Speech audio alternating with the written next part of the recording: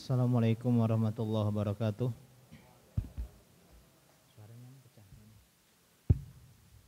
Alhamdulillahirabbil alamin wassalatu wassalamu ala nabiyyina Muhammadin wa ala alihi wa ashabihi ajmain wa man tabi'ahum bi ihsanin ila yaumiddin, amma ba'du. Segala puji bagi Allah Subhanahu wa taala yang masih berikan kita kesempatan untuk melanjutkan kajian rutin kita setiap Selasa malam Rabu. Dan insyaallah ini adalah pertemuan terakhir sirah Nabi di tahun 1446 Hijriah. Nah, karena libur ya kurang lebih selama 3 sampai 4 pekan ke depan. Kita sekarang masuk ke tanggal berapa, Dek? Tanggal berapa sekarang? Masuk ke malam 15. Pertengahan bulan Zulhijjah.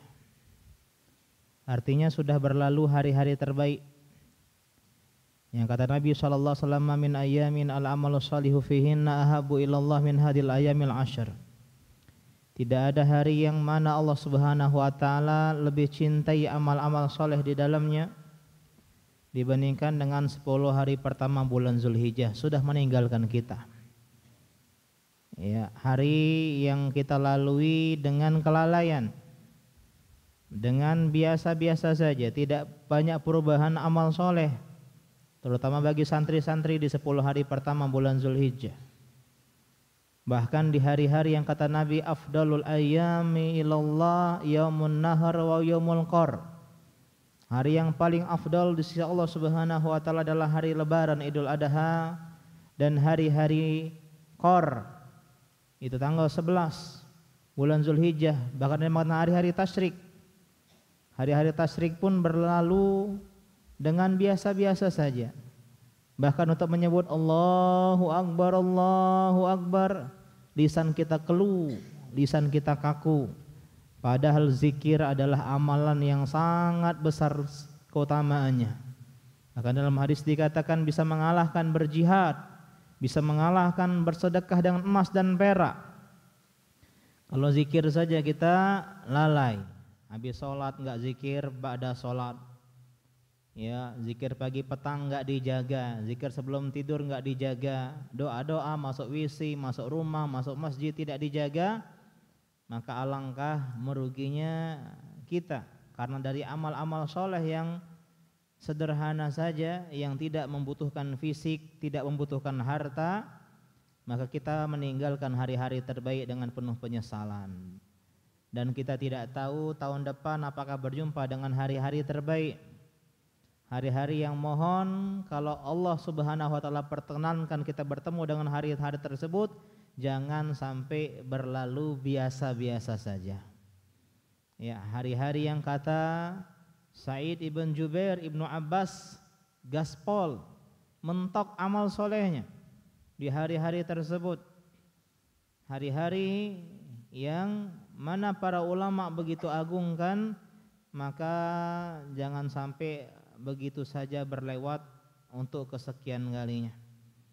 Dan meskipun hari-hari terbaik meninggalkan kita, ada sebuah kabar bahagia, kita masih berada di bulan Zulhijjah.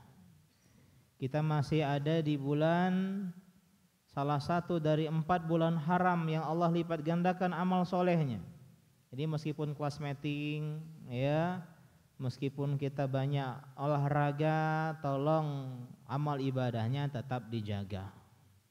Tetap disiplin menjaga sholat, membaca Al-Quran ya, amal-amal solehnya tetap dipertahankan. Karena kita di hari-hari yang meskipun sudah lewat hari-hari terbaik, tapi ini bukan hari-hari terbaik, terburuk, tapi ini masih hari-hari spesial. Bahkan kita masih punya 1,5 bulan kesempatan, yaitu bulan Zulhijjah yang sisa 2 pekan dan bulan Muharram, yaitu awal tahun 1447 Hijriah. Jadi tolong bulan Zulhijjah ini, terutama liburan nanti, adik-adik pertahankan pola santrinya. Karena kata Nabi SAW, innamal a'mal bil khawatim. Sesungguhnya amal soleh dilihat dari endingnya, dan ending tahun 1446 Hijriah adalah bulan Zulhijjah. Ya, jadi semoga kita nanti pulang membawa bekal semangat untuk menghidupkan bulan-bulan Zulhijjah, khatamkan Al-Quran di bulan Zulhijjah, ya jaga sholat sunnah di bulan Zulhijjah, berdakwah kepada keluarga di bulan Zulhijjah, membaca buku di bulan Zulhijjah, dan lanjut nanti bulan Muharram. Insya Allah berarti kita ketemu nanti tahun depan, ya, yaitu tahun 1447 Hijriah di bulan Muharram. Kita lanjutkan pengajian kita membahas perjanjian Hudaybiyah. Yang kita bahas kemarin ada 4 poin. Yang pertama apa poin perjanjian Hudaybiyah? Yaitu kaum muslimin pulang, tidak bisa umroh. Dan ini mengingatkan kita kepada hal yang terjadi saat ini, yaitu gagalnya haji furodah. Haji furodah itu kisaran 400-500 juta, ada yang 300 juta. Gagal, bayangin orang punya uang 1,5 miliar, kalau Allah bilang enggak jadi berangkat haji, enggak jadi. Ya, kenapa? Karena haji itu adalah panggilan Allah Subhanahu wa taala. Orang kaya punya uang banyak ratusan juta, gagal. Lah jangankan orang-orang kaya, Nabi SAW saja yang membawa risalah ini dicegat oleh orang-orang kafir Quraisy, harus mutar balik, gagal umroh. Sedangkan kita lihat di media sosial ada orang yang kerjaannya suka membersihkan masjid, Pak. Ada kontennya, dia hobi bersihin masjid. Dipanggil oleh kerajaan Arab Saudi untuk berangkat umroh tanpa mengeluarkan uang sepeser pun. Ya, diundang secara gratis oleh kerajaan Arab Saudi. Ini menunjukkan bahwasanya panggilan haji adalah panggilan Allah Subhanahu wa taala. Hidayah Allah Subhanahu wa taala, bukan karena dia kaya, bukan. Kekayaan kalau Allah mengatakan tidak berguna harta yang banyak. Ya, maka kalau kita bisa dimudahkan untuk berangkat umrah maupun haji, bersyukur kepada Allah Subhanahu wa taala.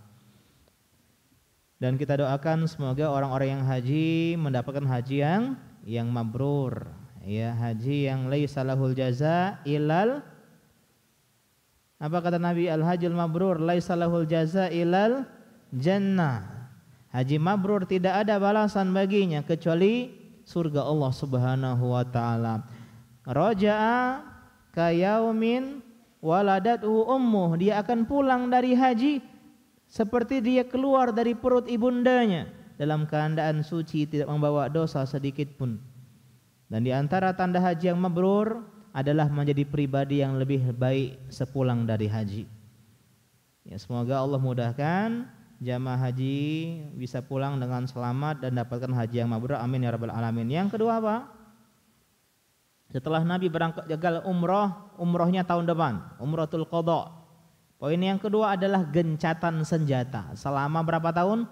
10 tahun, enggak boleh ada perang. Ini poin yang kedua. Poin yang ketiga apa? Poin yang ketiga tentang aliansi. Siapa yang bergabung kepada Rasulullah, kepada pasukan Nabi, dipersilahkan. Dan yang pengen bergabung dengan pasukan Quraisy pun dipersilahkan dalam perjanjian damai. Artinya orang yang bergabung dengan kubu, ya, kaum muslimin dan kubu Quraisy, mereka sama-sama ikut dalam perjanjian Hudaybiyah. Dan poin yang terakhir adalah orang yang sejak perjanjian Hudaybiyah kabur dari Mekah ke Madinah harus dikembalikan ke Mekah. Sedangkan orang yang kabur dari Madinah ke Mekah tidak harus dikembalikan ke kota Madinah. Kita lanjutkan. Ya, dan para sahabat begitu sedih dengan kondisi ini sampai mereka menunda perintah Nabi SAW untuk segera memotong sembelihan mereka dan mencukur rambut mereka, karena mereka sudah, ya, dalam kondisi muhsir, ya, atau orang-orang yang gagal berangkat atau muhsor, ya. Maka kata Allah Subhanahu wa taala, ya, fa fidyatun min siyam aw shadaqatin aw nusuk, maka tebusannya dengan berpuasa atau sedekah atau menyembelih. Ya, kemudian para sahabat akhirnya menyembelih setelah melihat Nabi SAW menyembelih hewan kurban beliau, yaitu unta kesayangannya siapa? Abu Jahal, hasil perang Badar, ya, untuk menggentarkan kaum musyrikin, orang-orang Quraisy. Kemudian Nabi SAW pun mendoakan muhallikin, orang-orang yang mencukur rambutnya 3 kali ampunan. Jadi setelah umroh dan haji ada 2 pilihan, botak licin atau pendek saja. Maka Nabi SAW mendoakan Allahumma arham al-muhallikin, ya Allah rahmatilah, ampunilah orang yang menggundul botak 3 kali. Sedangkan al-muqassirin, orang yang hanya memendekkan rambutnya, itu hanya didoakan oleh Nabi SAW ya 1 kali. Dan alhamdulillah beberapa kali umroh saya ya berhasil membujuk bapak-bapak untuk botak semuanya. Ya. Kenapa? Karena ya, mendapatkan doa ampunan dari Nabi dan rahmat sebanyak 3 kali. Siapa yang enggak mau? Dan rambut kegantengan itu akan kembali. Ya, meskipun saya dibilang cibok waktu itu, Cina botak. Ya, meskipun saya bukan Cina, ya. Tapi akhirnya apa? Rambut kembali tumbuh. Tapi doa ampunan dari Nabi SAW yaitu langka untuk kita dapatkan. Ya, Amar Barik kemarin botak juga. Ya, Amar Barik botak kemarin. Iya, botak. Teman-teman yang umroh jangan sampai enggak botak. Ya. Kita lanjutkan kemudian qala al-mu'allif rahimahullah wa kana qawlu hadza mabniyan ala nadharihil ba'id. Nabi SAW memandang dalam pandangan beliau yang jauh. Yang beliau visioner. Fa inna jama'atan minal muslimin lamma tazal fil habasyah. Kaum muslimin ketika masih di Habasyah lam yakun yantabiqu alaihim hadzal ahd. Ya, orang yang di Habasyah tidak masuk perjanjian ini. Fakana yumkinul luju ilaihim lil mahbusin fi Makkah walakin zahirul ahdi kana fi salihi Quraisy. Falamma yazalahu asarun syadid fi a'maqi masyairil muslimin, dan perjanjian ini membawa dampak yang besar di dalam lubuk hati orang-orang muslimin.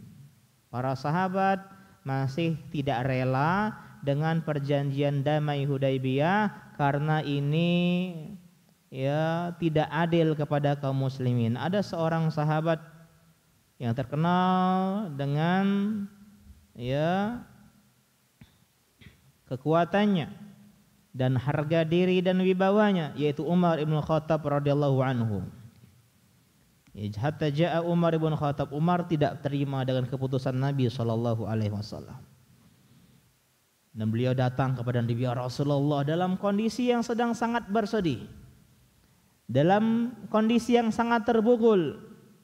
Beliau mengatakan, ya Rasulullah, alasta Rasulullah, bukankah engkau adalah Rasulullah? Bayangin antum, ya ada orang datang, antum kan ustadz, antum kan ya misalnya apa? Rasulullah. Engkau ini benar Rasulullah, bahasa begitu. Bala, iya. Ya. Alasna ala haq wa hum alal batil, bukankah kita di atas kebenaran dan mereka di atas kekufuran? Iya, bala, kata Nabi SAW. Alaisa qad lana fil jannah wa qad lahum finnar, bukankah yang mati dari kita masuk surga dan yang meninggal dari mereka masuk neraka? Bala, kata Nabi. Kalau begitu fa bima nu'ti daniyata fidina ya Rasulullah. Kalau begitu kenapa kita seperti ini? Kenapa kita merendahkan diri kita? Kita merendahkan agama kita. Kita mengalah bahasanya. Mana wibawa kita seorang muslimin? Ini dalam kondisi emosional ya. Wa narji, kenapa kita pulang? Walamma yahkumillahu bainana wa bainahum, sedangkan Allah belum memutuskan perkara antara kita sama mereka. Kenapa kita ngalah? Kita kuat kok, kita benar kok. Ya kenapa kita ngalah sama orang-orang kafir ya Rasulullah? Berkelahi aja, bertarung saja kita, berjihad saja, berperang sama mereka sampai mati. Gak ada yang rugi kalau kita mati di surga. Ya, kita udah jauh-jauh sampai di sini berjalan, udah 6 tahun kita meninggalkan kota Mekah. Begitu bahasanya. Ya. Kemudian kata Nabi apa? Kalau kita jadi Nabi, ente kurang ajar. Tapi kata Nabi SAW, ya benar Khattab, wahai putra Al-Khattab, inni Rasulullah, aku ini utusan Allah. Walastu asi, dan aku tidak akan bermaksiat kepada Allah Subhanahu wa taala, wa huwa nasiri, dan Allah pasti akan menolongku, walan yudayyi'ani abadan, dan Allah Subhanahu wa taala tidak akan menyia-nyiakanku selama-lamanya. Ini menunjukkan bahwasanya menerima perjanjian Hudaybiyah adalah wahyu dari Allah, bukan ijtihad Nabi sallallahu alaihi wasallam. Ya.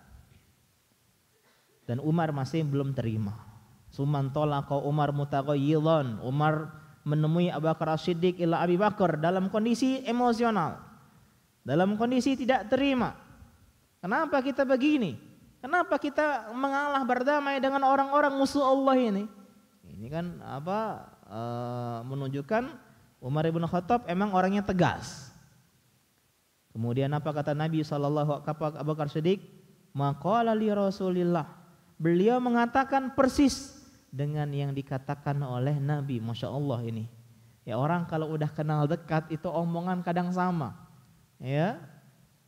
Kata apa? Beliau adalah Rasul Allah, gak mungkin bermaksiat kepada Allah. Allah akan menolongnya dan Allah tidak akan menyiakan dia selama-lamanya. Kemudian apa kata Nabi SAW? Apa Abu Bakar Siddiq? Fa'ajaba Abu Bakar bima ajaba bihi Rasulullah summa qala li Umar fastamsik bi gharzihi hatta tamut wallahi innahu la'alal haq. Wahai Umar, pegang teguh dengan kayunya, dengan tancapnya, dengan pasaknya sampai engkau tiada. Kau ikuti saja Rasulullah SAW. Wallahi demi Allah dia berada di atas kebenaran. Dan Umar masih 3 kali bertanya kepada Nabi SAW dan Nabi tidak menjawab. Setelahnya masih dalam perjalanan pulang, Umar masih nego. Ya Rasulullah, kita begini. Sekarang Nabi memilih diam, no comment. Ya man somatan aja, yang diam selamat. Akhirnya ketika 3 kali Umar ngomong Nabi diam, Umar merasa bersalah. Khawatir, jangan-jangan Nabi marah. Jangan-jangan turun surat yang menceritakan tentang Umar. Ya, was-was Umar. Lalu tiba-tiba ada orang yang teriak, Umar. Wah, tambah cemas Umar. Waduh, gimana nih? Kau dipanggil oleh Nabi SAW. Kau dipanggil oleh Nabi SAW. Ya, fa arsala Rasulullah ila Umar. Ya, Nabi mengutus seseorang memanggil Umar. Umar pun menemui Nabi SAW. Kemudian apa kata Nabi SAW? Wahai Umar, malam ini turun sebuah surat yang lebih aku cintai daripada apa yang disinari oleh mentari saat terbitnya. Apa yang disinari matahari ketika terbit? Apa? Bumi, dunia. Jadi lebih Nabi cintai surat ini dibandingkan dengan sinar dunia dan isinya yang disinari oleh matahari.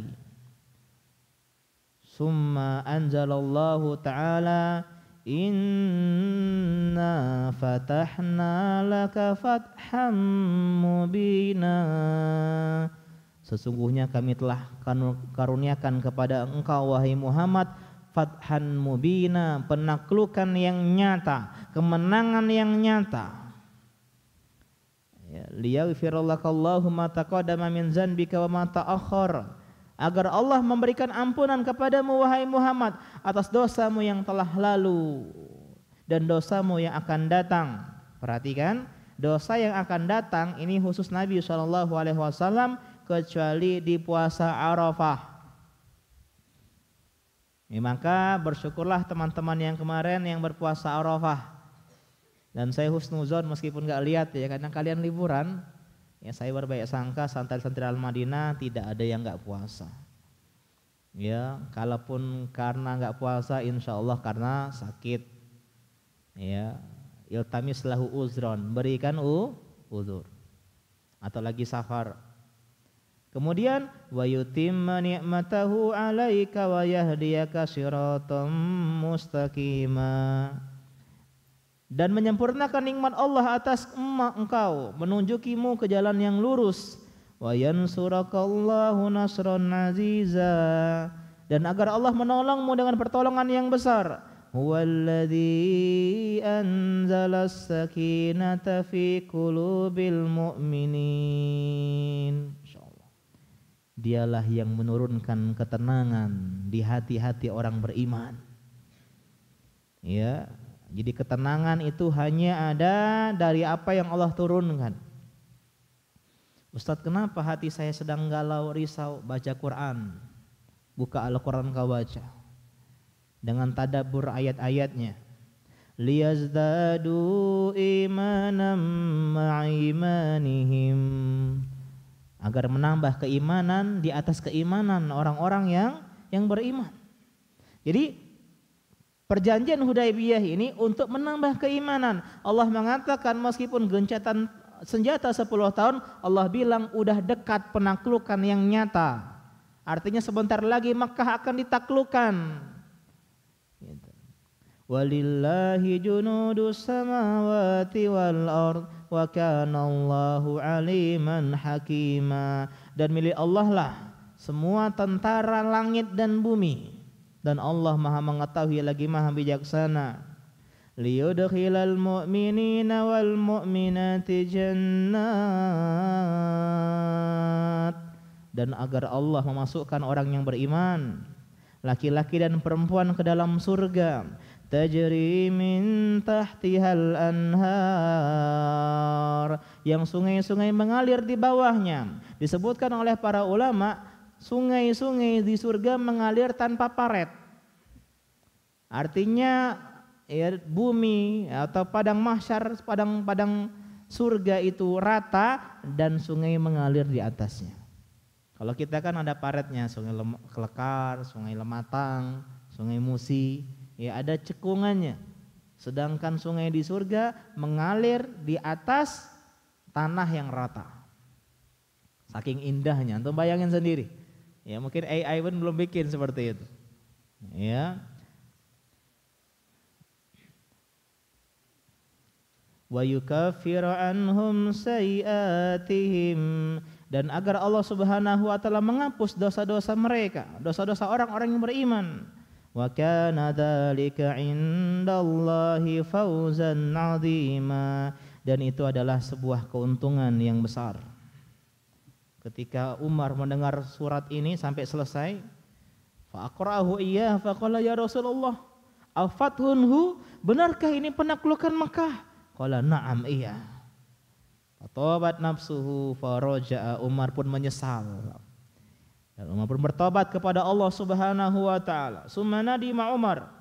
Umar menyesal. Kenapa menyesal? Karena beliau sudah bersikap salah terhadap Nabi SAW. Karena orang yang beriman harusnya ridho terhadap keputusan Nabi, keputusan Allah Subhanahu wa taala. Masih ingat kisah Zainab binti Jahash ketika dinikahkan dengan Zaid ibn Harisah? Beda circle. Ini circle sosialita, ini circle ya kopi. Yang ini kalau ngopinya di tempat-tempat yang ya Starbucks atau begitu, Tomorrow Coffee ya, atau Tuku dan seterusnya. Ini ngopinya di Indomaret ya, Golden itu 5.000. Kalau ini jalan-jalannya ke mall, ini jalan-jalannya ke pasar pagi misalnya. Tapi ketika Allah perintahkan, Zainab, meskipun ente adalah bangsawan, kau nikah sama mantan budak Zaid bin Harisah, baru sami'na wa ata'na. Fala wa rabbika la yu'minun hatta yuhakimuka fima syajara bainahum. Tidak sempurna iman di antara kalian sampai kalian menjadikan Nabi sebagai hakim, sebagai wasit yang memberikan keputusan atas apa yang kalian perselisihkan. Apa kemudian? Summa la yajiduna fi yadidu fi anfusihim harajan mimma qadaita wa yusallimu taslima. Kemudian tidak ada rasa dongkol, berat hati, kecewa, kesel di hatimu terhadap apa yang Nabi putuskan. Ini perintah Allah Subhanahu wa taala, wa yusallimu tasliman, menerima dengan sepenuh hati. Kenapa? Karena Allah tahu mana yang terbaik. Maka ketika kita berada di level beriman pada takdir, wah kebahagiaan adik-adik. Ya, mungkin sekarang kita belum tahu alasannya, tapi esok lusa ataupun kita nggak akan pernah tahu, kita harus yakin dan percaya Allah tahu episode yang terbaik untuk diri kita. Sebagaimana kisah Hudaybiyah ini. Sahabat memandang ini sebuah kekalahan, ini sebuah kesalahan, ini sebuah hal-hal yang menyudutkan kita sebagai orang yang beriman, tapi Nabi dan Allah punya sudut pandang, point view yang berbeda.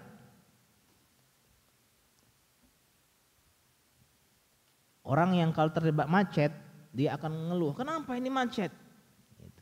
Tapi orang yang di atas gedung melihat, oh itu macet gara-gara apa? Gara-gara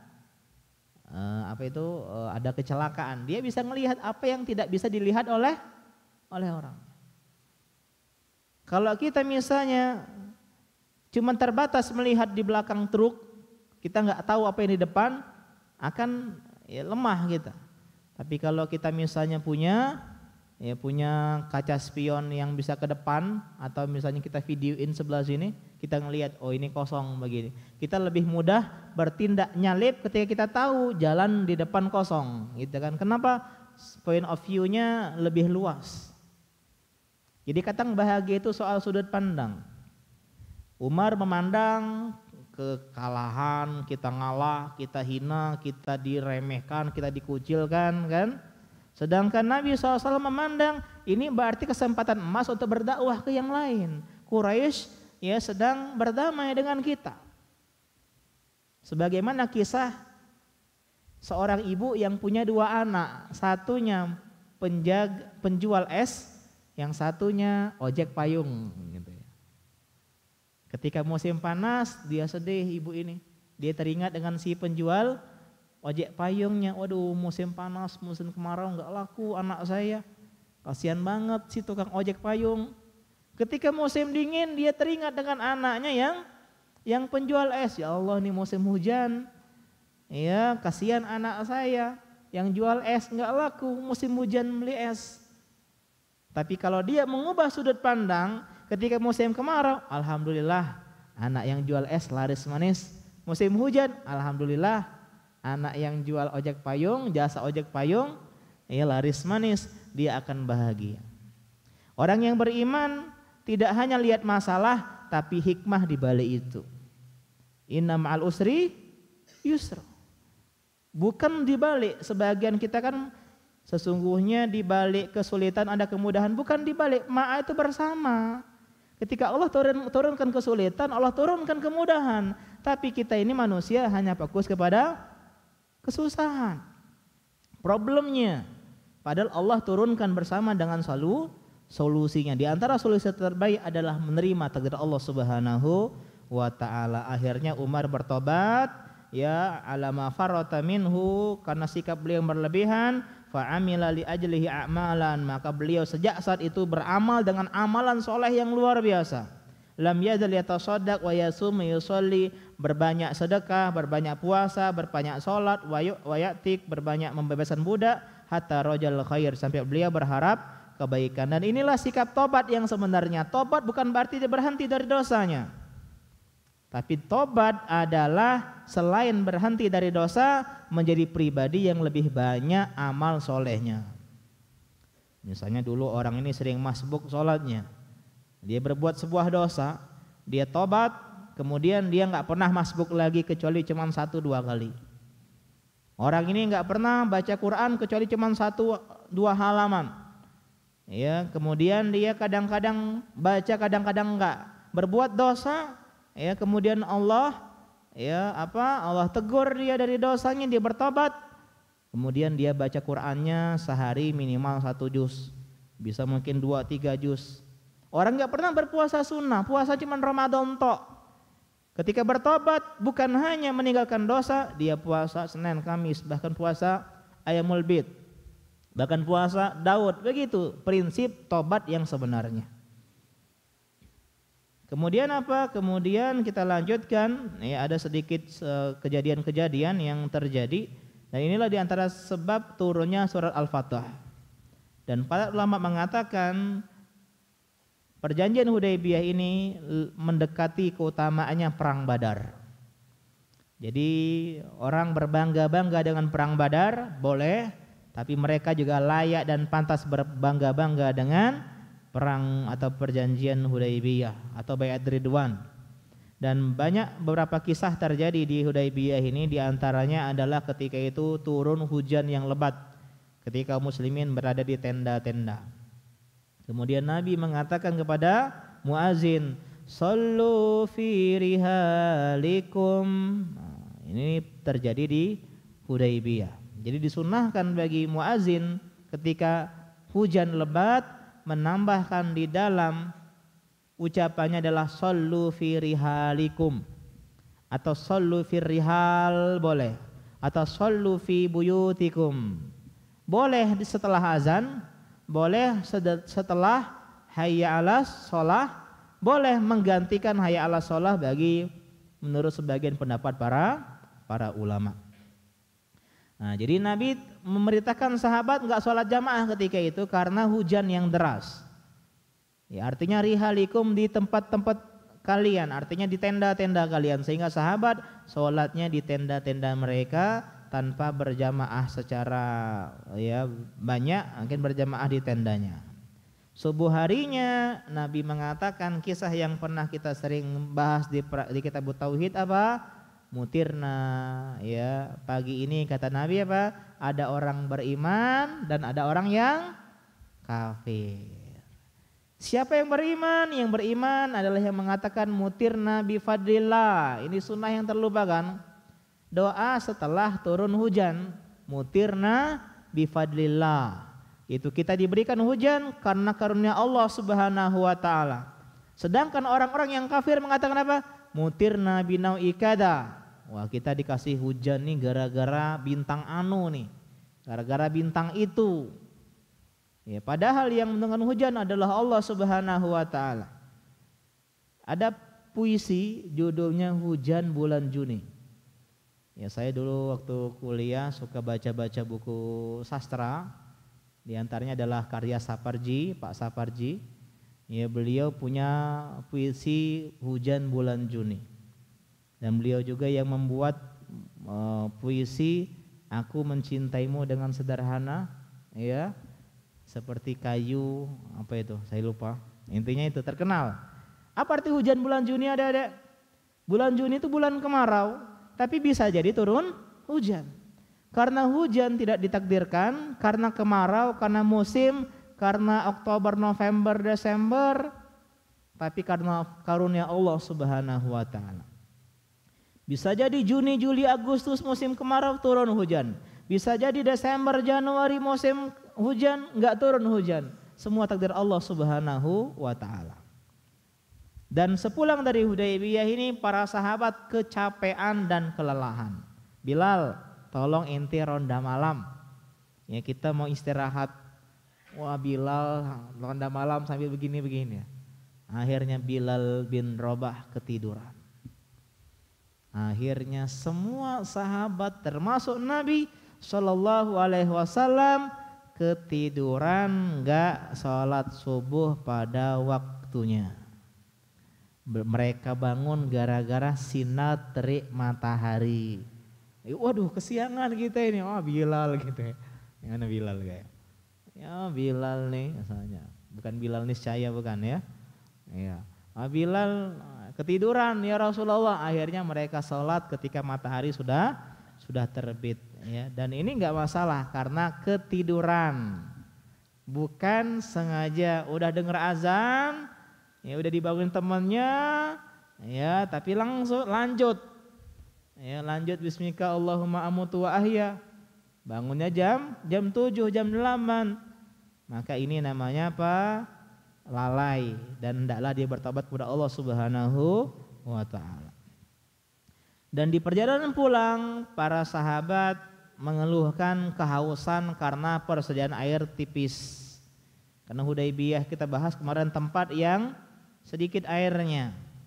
Akhirnya Nabi SAW meminta dibawakan kantong air dan beliau mengeluarkan air dari jari-jarinya. Air yang berkah. Seperti mata air yang keluar di antara sela-sela jari keluar air. Bahkan disebutkan oleh Jabir bin Abdullah, air itu seandainya jumlah kami 500.000 atau ratusan ribu, air tersebut masih cukup untuk kami minum. Padahal jumlah mereka 1.400. Di antara mukjizat Nabi SAW itu adalah air yang terbaik yang ada di muka bumi, yang pernah ada di muka bumi. Air Zam-Zam runner up-nya. Ya, air yang terbaik adalah air yang keluar dari jari jemari Nabi SAW. Selain banyak jumlahnya, berkahnya. Apa kata Jabir bin Abdullah? Kami kekenyangan. Fa'alimtu annahu barokah. Kami pun sadar air yang Nabi keluarkan dari jari jemarinya itu adalah air yang penuh dengan keberkahan. Bukan cuma air, di kisah ini pun terjadi mukjizat Nabi SAW membuat makanan jadi banyak. Selain persediaan bekal air tipis, makanan juga tipis. Ya udah gimana, kita terpaksalah kita sembelih aja onta kendaraan. Ini onta untuk kendaraan. Terpaksa nih mobil dijual untuk makan. Karena tidak punya makanan. Kata Nabi, tunggu sebentar. Coba bentangkan tikar, dibentangkan tikar. Kumpulkan makanan yang kalian punya. Roti di kantong ya. Apalagi bekal-bekal kita kalau misalnya kemana, ke kolam renang, ada yang bawa pop mie gitu kan. Ada yang bawa makanan, gorengan, dikumpulkan semua. Kata para sahabat, jumlah dikumpulkan makanan mereka itu hanya seekor daging jumlah, seperti seekor daging. Ya, tapi kata Nabi, silakan kalian makan. 1.400 makan sampai kenyang dan makannya tidak habis-habis. Mukjizat Nabi SAW dan juga keberkahan makan rame-rame. Ya, jadi jangan makan sendirian. Ya Dimas misalnya ya, makan tuh jangan sendirian, makan sama teman-teman. Ajak teman-teman makan. Meskipun gak harus satu nampan, ya keberkahan jamaah itu gak harus satu nampan. Makan bareng-bareng. Makan diantara adat kami sekeluarga besar sampai sekarang makan tuh bareng-bareng. Ini enggak, kadang makan anak pertama di kamar, ya anak kedua di kamar, anak ketiga di ruang tamu, duduk di atas meja bareng-bareng. No gadget, bagian. Ya dulu saya masih beranggapan wah harus pakai gadget, maksimalkan waktu. Jadi dengar ceramah sambil makan. Setelah pelajari itu kurang bagus, ya. Jadi bagusnya tanpa gadget, makan menikmati makanan, mengecap rasanya, biar kita hadir, ya di kondisi saat makan. Dan ngobrol, Nabi itu makan sambil ngobrol. Kalau makan jangan bicara, ya itu kan ada iklan zaman dulu. Itu enggak sesuai dengan sunnah Nabi SAW. Jadi makan ngobrol enggak masalah. Enggak ya. Itu kalau perut makanannya masih penuh, ditelan dulu baru ngomong lah. Ya, gitu. Kita lanjutkan. Kemudian terjadi kisah yaitu Qadiyatun Nisa'il Muhajirat. Tentang permasalahan wanita-wanita yang hijrah. Wa ba'da Ibrahim sulh, setelah perdamaian dilaksanakan, wal halim minal umrah, ya tahalul dari umrah, ja'at niswatun mu'minah, datang perempuan beriman dari Mekah ke Madinah. Fatalaba awliya'uhunnal kufar min Rasulillah an yaruddahunna, dan suami-suaminya, jadi zaman dulu suami itu boleh menikahin perempuan beriman. Kayak kisahnya putri Nabi siapa?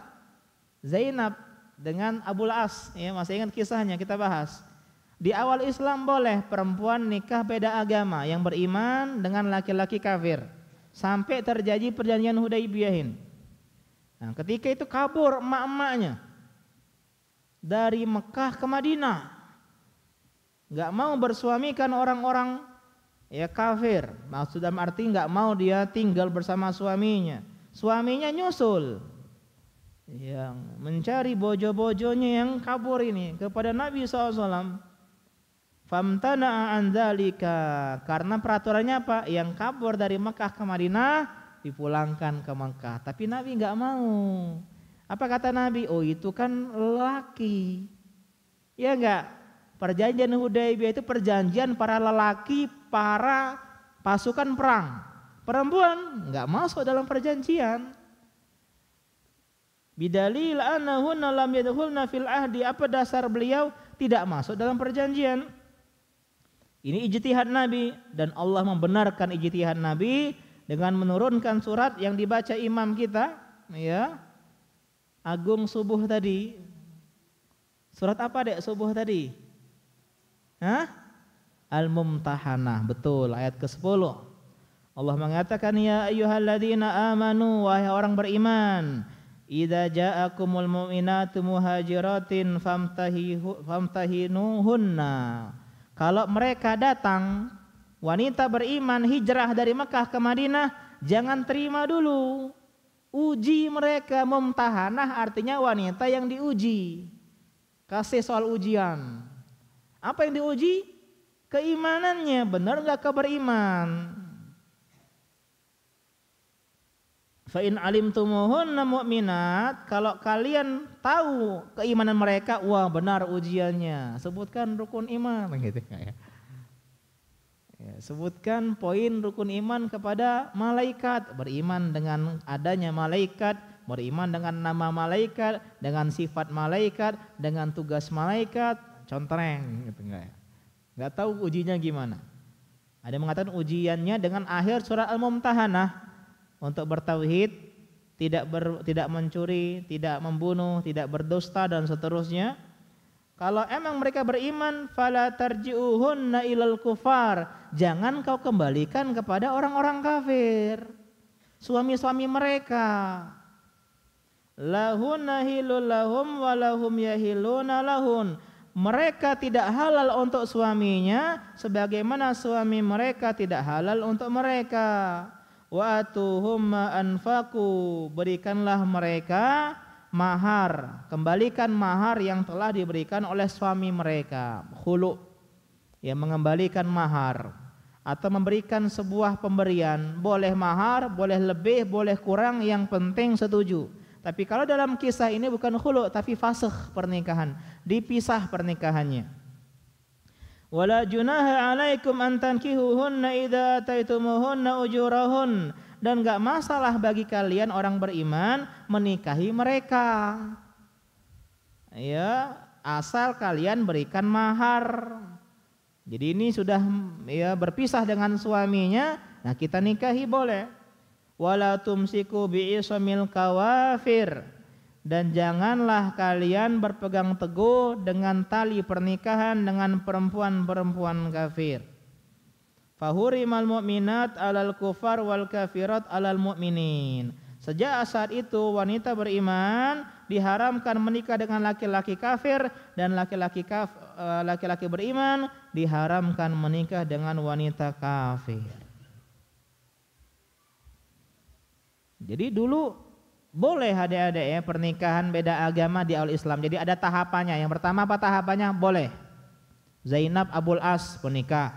Bahkan Umar punya istri orang musyrik. Istri Umar bin Khattab diantaranya orang yang tidak beriman. Dan dulu boleh. Fase yang kedua diharamkan saat perjanjian Hudaybiyah dengan turunnya Al-Mumtahanah. Di antaranya turun juga Al-Baqarah 221. Wala tankihul musyrikati hatta yu'min. Jangan kalian menikahi wanita-wanita musyrik, mau agama apapun, Yahudi, Nasrani, semuanya enggak boleh. Hatta yu'min, sampai mereka beriman. Wala amatun mu'minatun khairun min musyrikatin walau a'jabatkum. Ya, wanita atau budak yang beriman, budak wanita sahamba sahaya itu lebih baik daripada orang yang musyrik, meskipun kecantikannya membuat kalian tersepona. Kalian kagum dengan kecantikannya, enggak boleh nikah dengan orang-orang musyrik. Lebih baik menikahin budak hamba sahaya, kecuali mereka beriman. Jadi tahap yang kedua diharamkan secara total. Enggak boleh nikah wanita yang kafir, apapun agamanya, ahlul kitab kah, majusi kah, ya, Hindu, Buddha, Konghucu, Nah, ini tahap yang kedua. Barulah tahapan yang ketiga, turunlah surat Al-Maidah.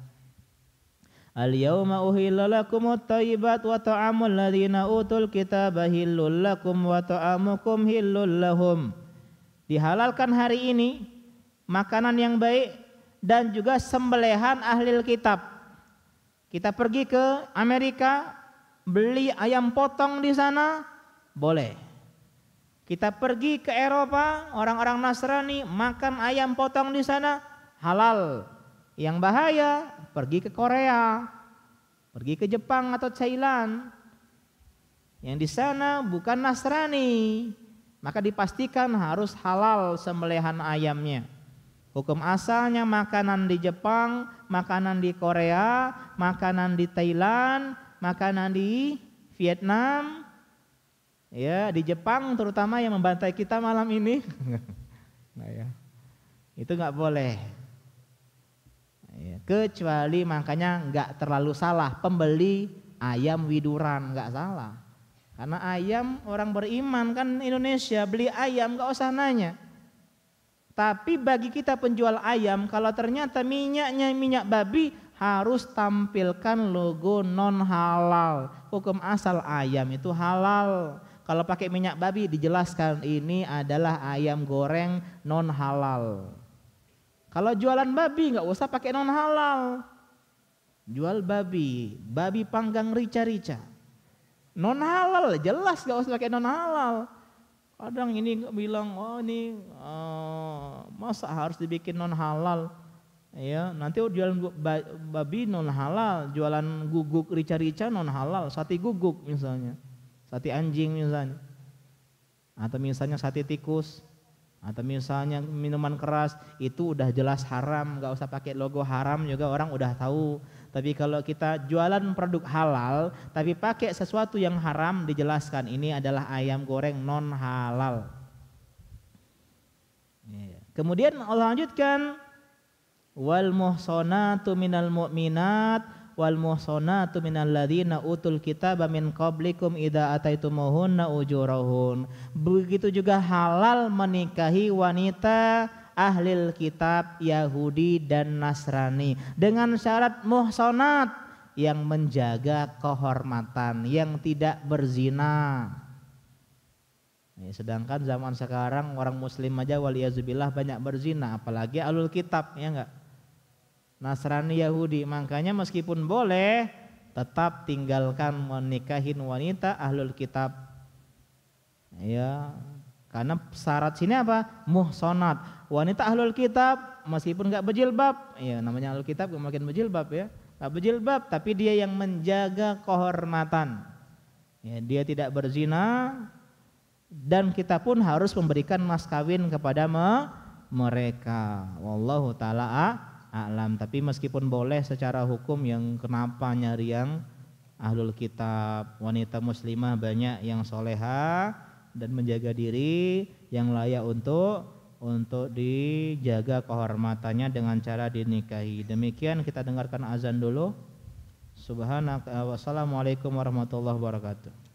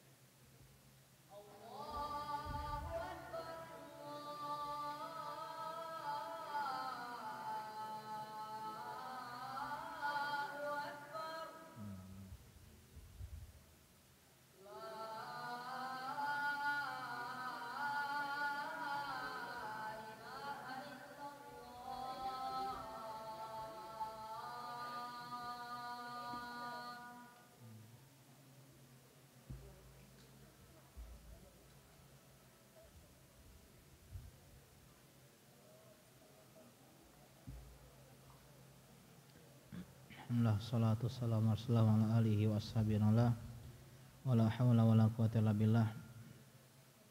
Kita lanjutkan, fakana Rasulullah SAW yamtahinu haula'il muhajirat bima amara fi qoulihi ta'ala ya ayuhan nabi idza ja'akal mu'minat yubayyinaka ala alla yusyrikna billahi syai'an wala yasrikna wala yaznin wala yaqtulna auladahunna wala yatina bi buhtanin yaftarinahu baina aydihinna wa arjulihin wala ya'sinaka fi ma'ruf fabayyihun. Apabila datang wanita-wanita yang hijrah tadi, maka ujilah dengan membaiat dalam 6 poin, 67 ini 6 ya. Yang pertama apa? Tidak berbuat syirik. Jadi dosa-dosa yang jangan kita kerjakan.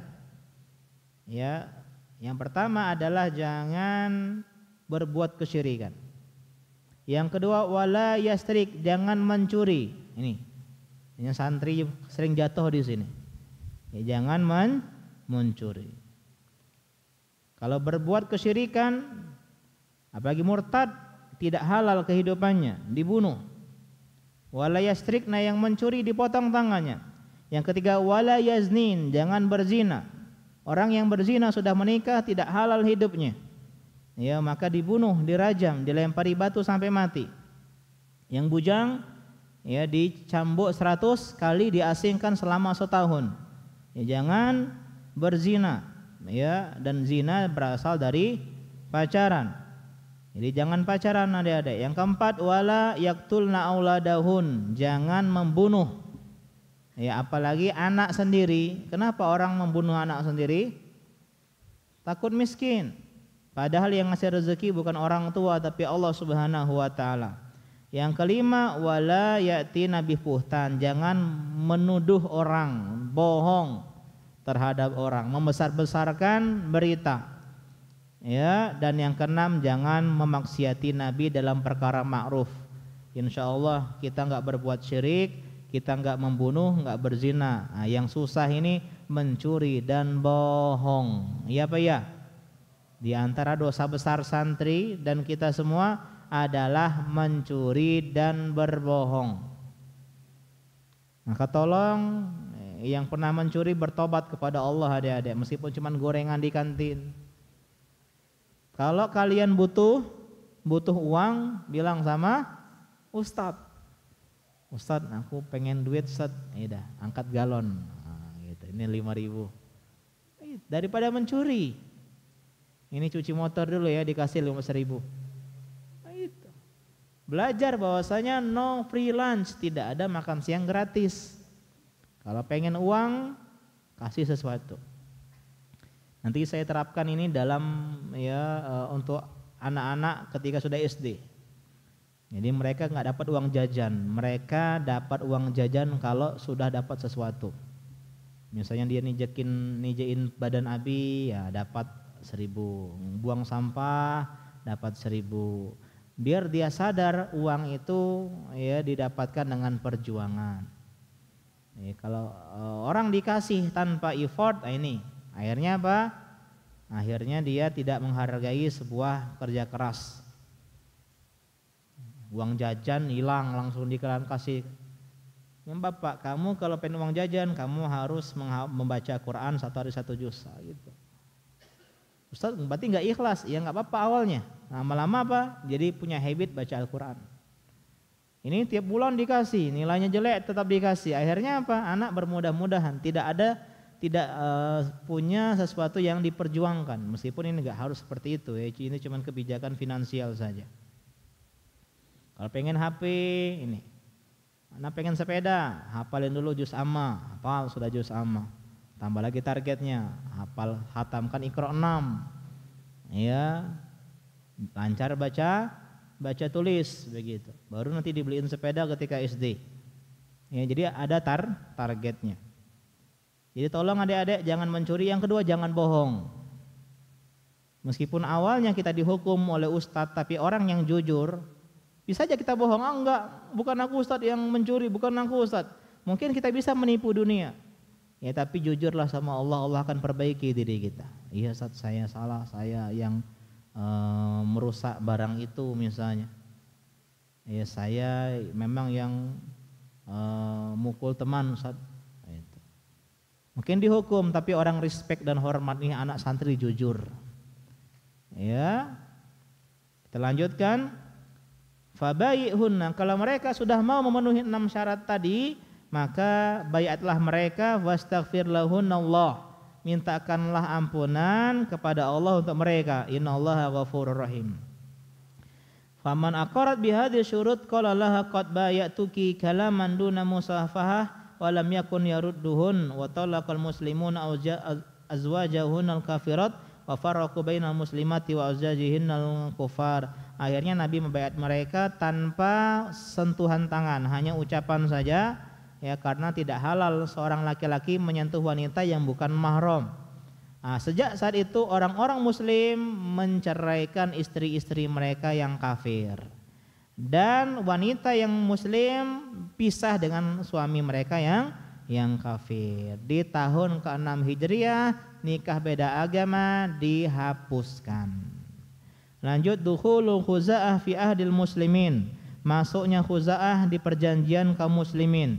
Waqtarat Khuza'ah an yakunu ma Rasulillah fi hadal misaq fadakhalu fi ahdi faqad kanu khulafa'a Bani Hashim fi min zamanil jahiliyah wa dakhalat Bani Bakar fi ahdi Quraisy fa kanu humus sabab fi fathi Makkah wa sayati.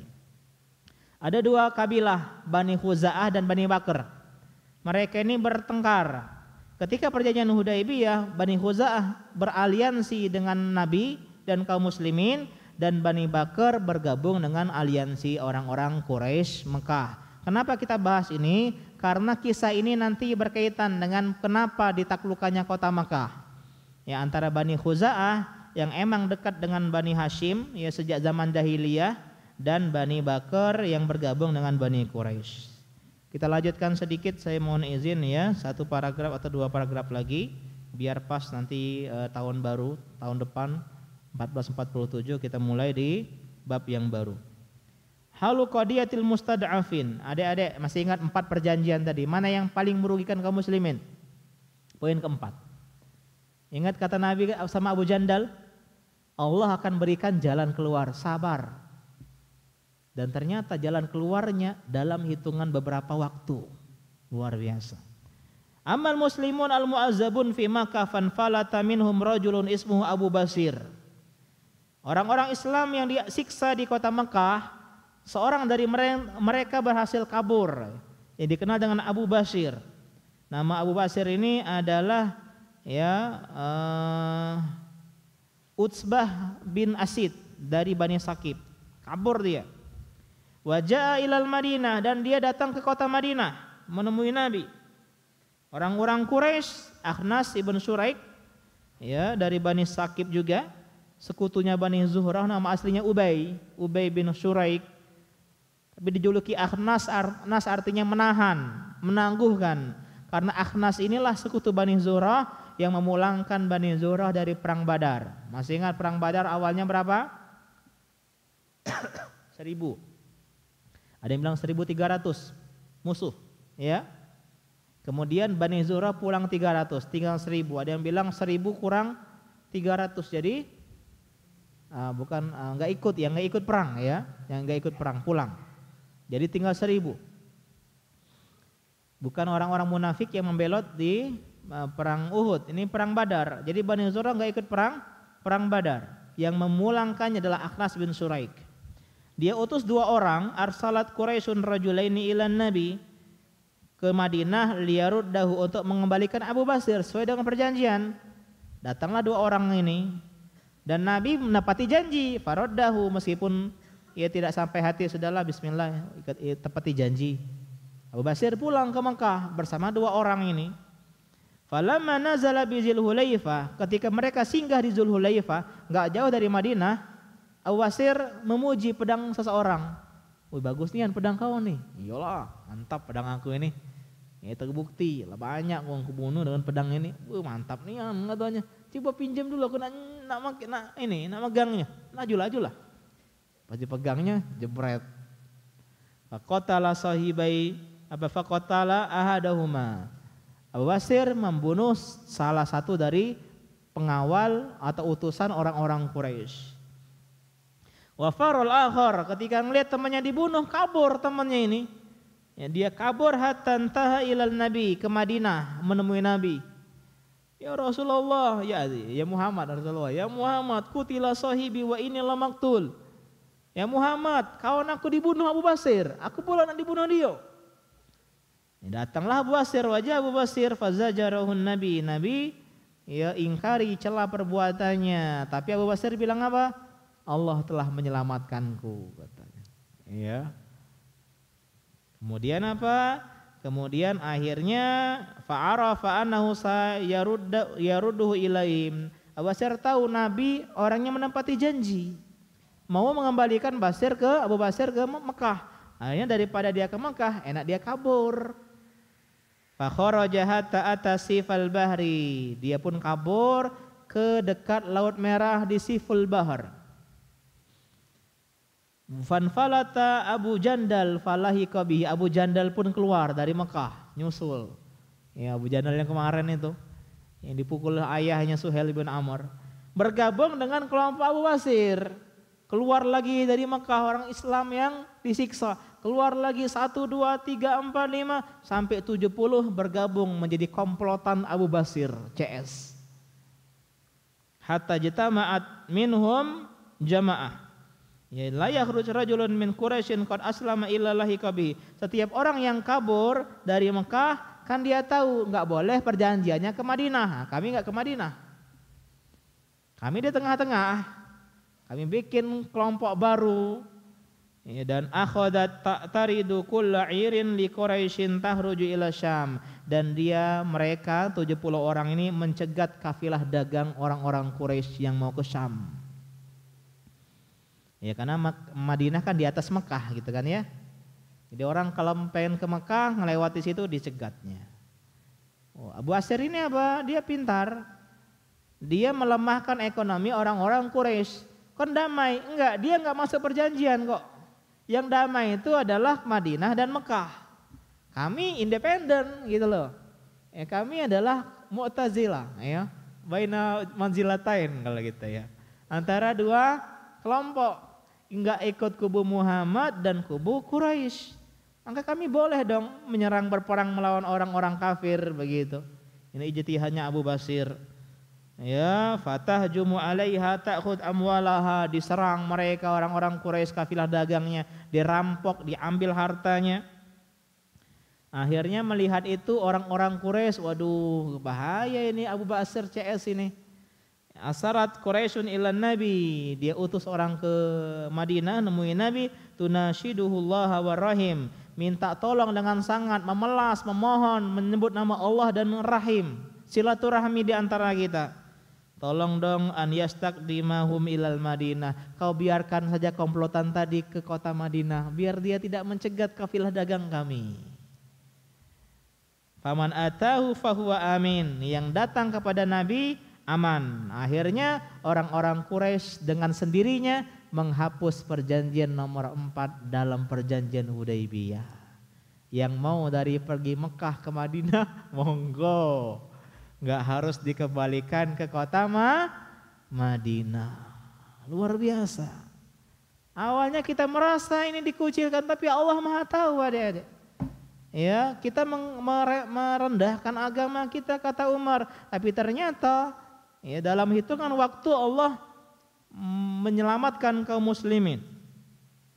Akhirnya mereka datang, inhalatul muskilah, dan permasalahan pun menjadi selesai. Ketika Nabi kirim surat ke Abu Basir, qadarullah, ketika baca itu mungkin saking senangnya Abu Basir pun wafat. Jadi meninggal dunia ketika sedang menerima surat dari Nabi. Dimakamkan oleh Abu Jandal dan mereka dengan teman-temannya kembali ke Madinah dan happy ending. Tadi sabar, fa inna nasra ma'as sabri, pertolongan ya bersama dengan kesabaran. Nah ya, Allah taala alam. Sejak saat itulah akhirnya orang-orang berbondong-bondong masuk Islam. Cuman 4 tahun, enggak nyampe 3 tahun.